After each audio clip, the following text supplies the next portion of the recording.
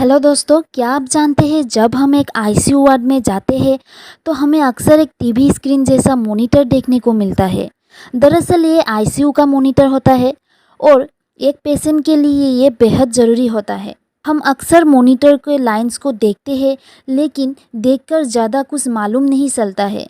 आज हम जानेंगे मॉनिटर में ऐसे क्या क्या पैरामीटर्स होते हैं। ठीक है, सो गाइस ये एक मॉनिटर है, आप देख सकते हैं इसमें जो ग्रीन कलर की लाइन से उसका मतलब है ईसीजी, जिसका फुल फॉर्म होता है इलेक्ट्रोकार्डियोग्राफ।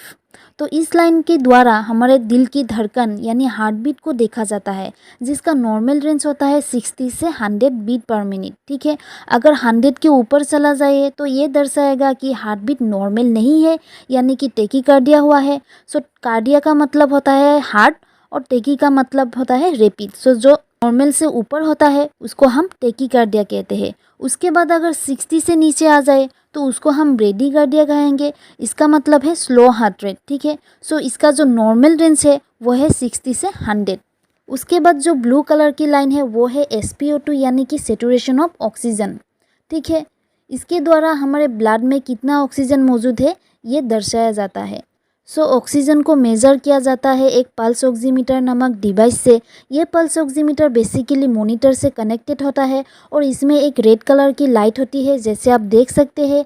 सो ये डिवाइस क्या होता है, उंगलियों में लगाया जाता है और इस लाइट के कारण आपकी ब्लड में जितना भी ऑक्सीजन होगा वो मॉनिटर में शो करेगा। सो नॉर्मल ऑक्सीजन रेट होता है 90 से 100 तक। अगर 90 के नीचे ऑक्सीजन आएगा तो हमें पेशेंट को एक्स्ट्रा ऑक्सीजन बाहर से मास्क के द्वारा दिया जाता है। ठीक है, अब बात करेंगे जो येलो लाइन से उसके बारे में। सो ये दर्शाता है रेस्पिरेशन रेट, यानी कि एक व्यक्ति 1 मिनट में कितने बार सांस लेता है और कितने बार सांस छोड़ता है। ठीक है, सो इसका नॉर्मल रेंज एडल्ट यानी बड़ों में होता है 12 से 20 ब्रीथ पर मिनट। चिल्ड्रेन यानी 1 से 7 साल के बच्चों में होता है 18 से 30 ब्रीथ पर मिनट। उसके बाद न्यूबॉर्न में होता है 30 से 60 ब्रीथ पर मिनट।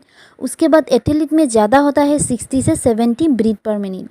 ठीक है, सो गाइस इस मॉनिटर में रेस्पिरेशन रेट दिया हुआ है 15, जो एडल्ट में नॉर्मल रेंज होती है। ठीक है, उसके बाद जो वाइट कलर में होती है 139 से 77, वो होता है ब्लड प्रेशर। ब्लड प्रेशर तो सभी को पता है, ब्लड के द्वारा जो हमारे आर्टरी के वालों में प्रेशर क्रिएट होता है उसी को ब्लड प्रेशर कहते हैं। इसका नॉर्मल रेंज होता है 120/80 mmHg।